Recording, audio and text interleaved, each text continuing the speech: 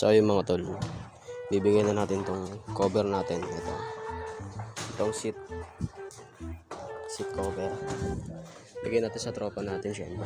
Dalawa naman to, may itim to sa loob. Babaklasin ko lang. Tatanggalin ko lang itong mga ayan, mga stapler, napakarami. Let's go. Kaya ito sinamalan ko na. Napakatagal na ito, alam ko, kasi sobrang daming stapler kaya pinas forward ko na. Inabot ako ng 15 minutes kakabaklas lang dyan. Sobrang haba, sobrang daming epal. Pinuksan pa yung gate eh, no? Kala mo talaga napakatagal ko dyan babaklas. Hirap na nga kung paano ko ba ito babaklasin, kasi akala ko hindi ko siya mababaklas, kasi doble pala yung stapler na ito. Para sobrang tibay pala niya, sobrang solid nito. Bago pa siya, talagang 2 months pa lang ata sa akin to. Pero bibigyan na natin kasi inarbor sa atin eh. Wait na lang yung kulay itim niya. Sa part na to, pinasword guard ko palalo. Tinan nyo, gigil na ako. Talagang napakahirap tanggalin nito. Pero malapit na ako matapos dyan.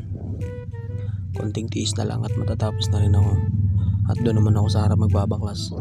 Sa likod pa lang ako natapos niya na. Grabe yung sobrang diin. Parang ayoko na lang magtanggal. Parang tinamad na nga ako dyan eh. Pero kailangan tanggalin kaagad para palitan. Hindi siya papalitan pala, para tanggalin. So yun, ito natanggal na natin siya. Ayan na siya, ito na yung resulta niya. Diba, may kulay itim siya, napaka-pogi. Tapos na natin baklasin. Napakatagal ko natapos dito. So ito yun, no. Tapos ito JRP rin yun, no. O diba, bagong bago pa to guys. Bibigyan natin sa tropa natin. Ito yung bago natin. Balik tayo sa itim. So wala pa rin update dito. Ganun pa rin naman siya.